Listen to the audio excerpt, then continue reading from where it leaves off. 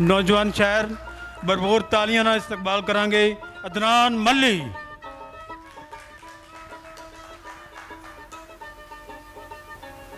औज़ु बिल्लाहि मिनश शैतानिर रजीम बिस्मिल्लाहिर रहमानिर रहीम। वड्डियां दी इजाज़त। टल गई सर से सभी आफतें, एक नायाब नुक्सा आजमाने के बाद दिल में अपना कोई गम ना रहा, गमे हुसैन को सीने से लगाने के बाद।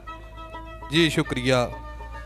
दो तीन दौड़े दी हाज़री के करबल दी यार जमीन उते मुड़ तकदीर ने वक़्त वलाया ए, वो सगवा वाकिया उंजे वांगर मुड़ मेरा चन दहराया ए।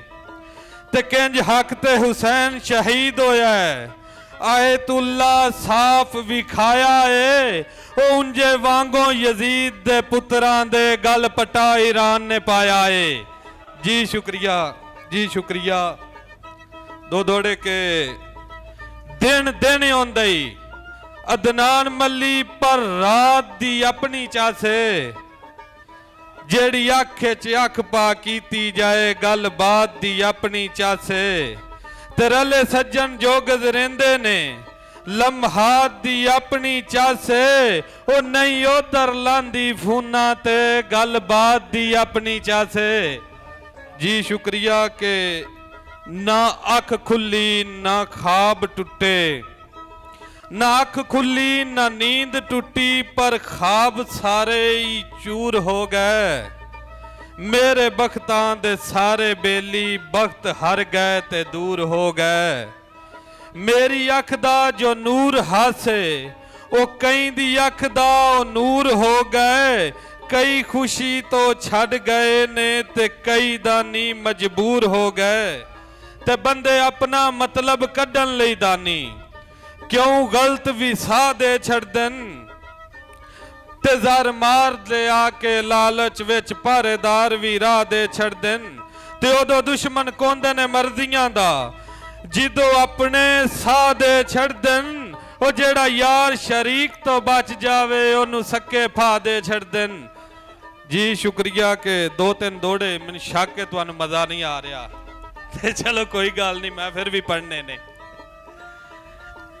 जी फरमाइश है कि ऐसा की खोल मैं खाने नू मैनू जाम पीवा मैनू चास आवे, ते उंदी याद कलेजा चीर दिते उत्ते लून वगा मैनू चास आवे।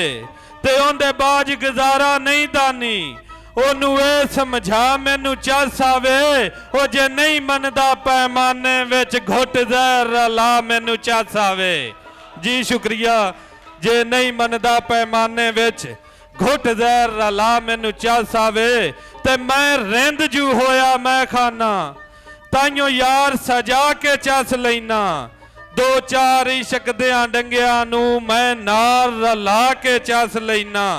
ते एक हाथ विच फोटो ढोले दा दूजे चाम मैं चा के चास लेना। ओ मैं दानी पी के डोलदा नहीं उंजे लड़ खड़ा के चास लेना। ते सारे परेशानों मैं मनना कदों कोई चंगी शय है, मैं मनना कदों कोई चंगी शय है। मैं यार खराब ही पीना दानी तक के सितम जमाने दे हो के बेताब ही पीना।